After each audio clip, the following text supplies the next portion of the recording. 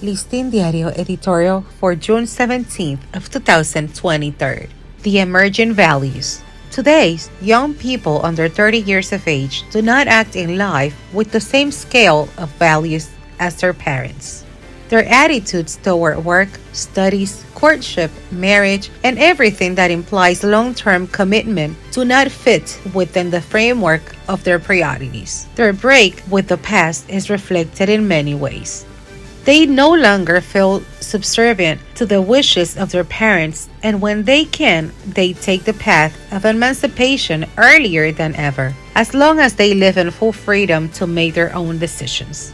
They reject committing themselves to jobs of 8 hours a day and even less. They value their time based on the enjoyment of the present, of what today offers, because the future remains uncertain in a changing and unequal world.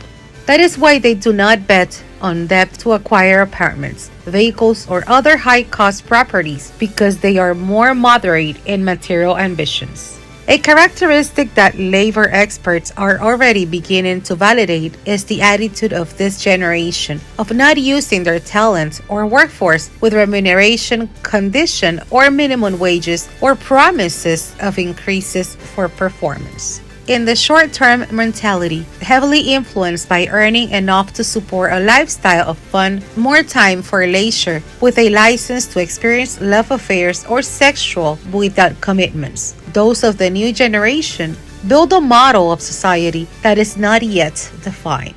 As we transition into a new society, one of that will be driven by the impulses of technological marvels, it is understandable that the goals, expectations, and preferences of today's youth are radically different from what their parents intended them to inherit.